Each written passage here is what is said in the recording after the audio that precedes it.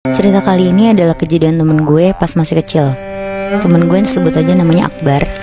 Dan kejadian ini ketika dia kelas 4 SD.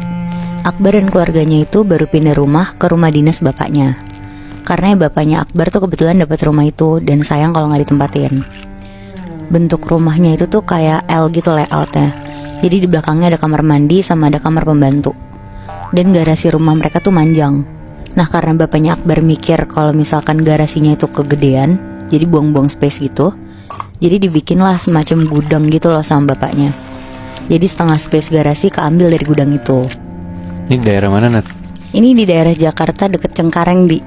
Oh, oke. Jakarta Barat berarti ya? Iya bener, Moy.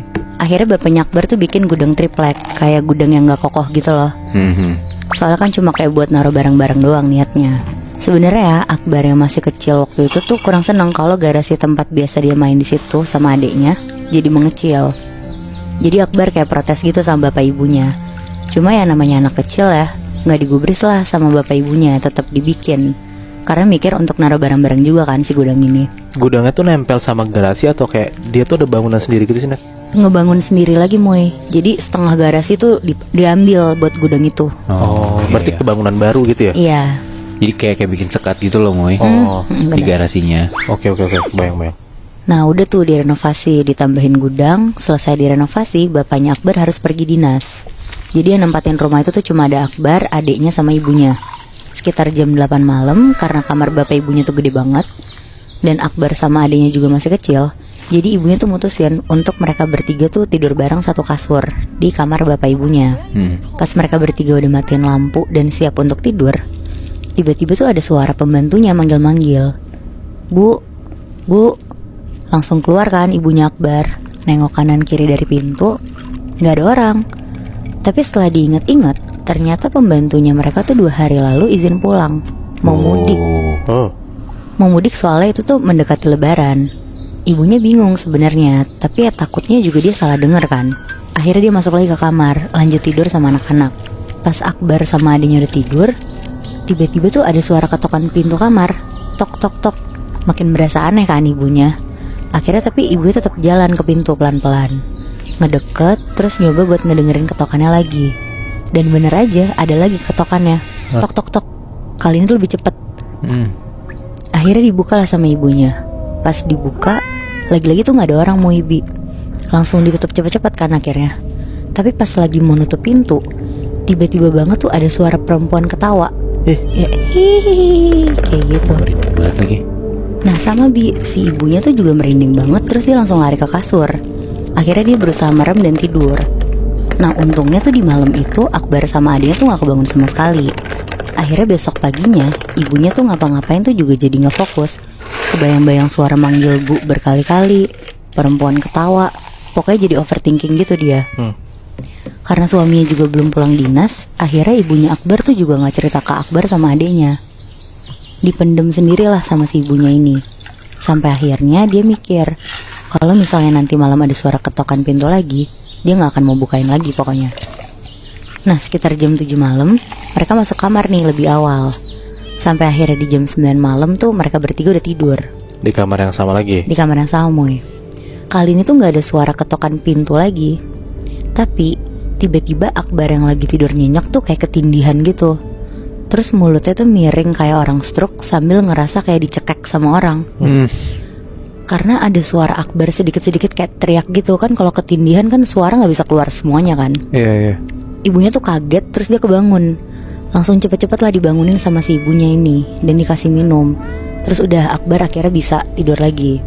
Nah selama seminggu lebih Akbar tuh selama tidur tuh selalu kayak gitu, mau Ibi. Sampai dibawa ke dokter buat dicek juga katanya gak ada penyakit apapun. Bahkan dokter tuh bilang, gak mungkin kena stroke bu, ini masih kecil anaknya. Soalnya ibunya tuh curiga banget kalau Akbar tuh kena stroke. Soalnya kan bibirnya tuh kayak miring ke kiri gitu loh. Iya. Ya kayak orang stroke pada umumnya lah ya. Iya bener Bi. Akhirnya karena ibunya juga bingung, setelah nanya-nanya keluarganya yang lain dan dia juga nanya orang sekitarnya, disaranin lah ke orang pintar sama keluarganya. Akhirnya ibu sama bapaknya Akbar yang udah pulang tuh datang ke orang pintar kenalan keluarganya. Setelah nanya-nanya Akbar kenapa, ternyata katanya Akbar tuh diganggu. Dan gak cuma satu yang ganggu, tapi banyak banget. rame gitulah di rumah itu.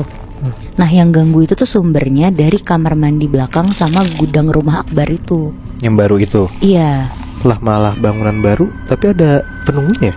Iya, jadi kayaknya penunggu di rumah itu aja Moy. Terus akhirnya ibunya Akbar tuh nanya, ini ada obatnya nggak Pak? Akhirnya dikasih tahu lah sama orang pinter ini, kalau misalnya pas Akbar mau tidur, dikasih kitab suci di samping bantalnya. Nah kebetulan Akbar ini muslim, jadi dikasih Al-Quran. Dan Akbar juga disuruh untuk baca ayat kursi dulu sebelum tidur. Akhirnya udah tuh sepanjang seminggu Akbar bener-bener ngikutin apa yang disuruh sama orang pinter itu. Dan bener aja, Akbar tidur langsung nyenyak, gak kenapa-napa lagi. Tapi ternyata Moebi, itu semua cuma berlangsung seminggu doang. Setelah seminggu Akbar balik digangguin lagi sama persis. Kayak ketindihan, badannya gak bisa gerak, bibirnya miring, sama ada juga kayak orang yang nyekek lehernya Akbar. Tapi gara-gara Akbar setelah itu nggak baca ayat kursi lagi atau dia tetap Baca Bi, tapi masih diganggu? diganggu Wow. akhirnya. Tapi untungnya Akbar tuh diselamatin sama keadaan. Gak lama sekeluarga tuh pulang kampung karena mau lebaran di kampung ibunya. Jadi mereka sekeluarga pulang kampung ke Jambi. Tapi anehnya selama Akbar di Jambi tuh Akbar gak diganggu sama sekali.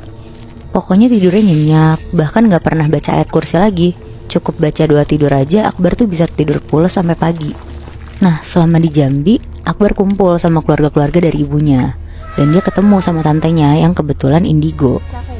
Akhirnya ibunya ngobrol sama tantenya ini dan nanyain lah kenapa Akbar selama di Jakarta tuh kalau tidur gak pernah nyenyak, selalu diganggu bahkan sampai kayak dicekek rasanya. Si tantenya ini Moebi gak pernah ke rumah Akbar yang di Jakarta. Tapi tiba-tiba tantenya ini tuh bisa ngegambarin layout rumahnya Akbar. Dia bilang kamar mandinya ada di belakang ya. Terus ada gudang kan. Akhirnya makin percayalah keluarganya Akbar sama tantenya ini. Dan makin nanyain kalau Akbar ini tuh kenapa sebenarnya. Jadi ternyata kata tantenya, semua penunggu rumah Akbar tuh gak suka sama keluarga Akbar. Karena mereka tuh ngerubah rumah dinas yang udah lama kosong dan dibikin gudang. Dan kenapa Akbar yang diganggu tuh ya sebenarnya mereka tuh nyari pengganti bapaknya Akbar. Soalnya kan bapaknya dinas, jadi gak di rumah. Nah sasaran empuknya tuh kebetulan si Akbar ini. Wow. Akhirnya setelah seminggu di Jambi, Akbar sekeluarga tuh pulang ke Jakarta ke rumah dinas lagi. Dan bener aja pas malam mau tidur, Akbar tuh diganggu sama persis kayak kejadian waktu dia diganggu kemarin. Udah baca ayat kursi segala macam juga kali ini bener-bener gak mempan. Jadinya karena bapaknya juga udah di rumah terus, Akbar selama tidur tuh dijagain sama bapaknya.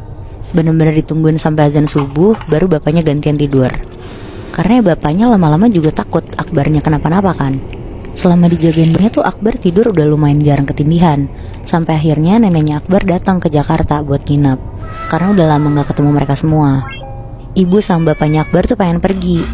Jadi pas banget minta tolong neneknya Akbar buat jagain cucu-cucunya dulu selama mereka pergi. Ya mereka tuh kayak mau ada waktu berdua buat pacaran doang sih sebenarnya. Dari siang sampai malam doang juga waktunya. Udah tuh akhirnya Akbar datang sama adeknya, ngobrol-ngobrol sama neneknya, main bareng. Sampai gak terasa waktu tuh udah malam. Udah menunjukkan waktu buat tidur Akbar sama adeknya. Pas udah mau tidur, tiba-tiba Akbar tuh kumat lagi Moibi. Dia ngerasa kecekek, bibirnya miring ke kiri. Dan kondisi neneknya di situ tuh gak tahu apa-apa tentang ke Akbar tuh kayak gini. Akhirnya panik banget lah neneknya, bingung harus apa. Dan katanya tiba-tiba Akbar tuh pingsan.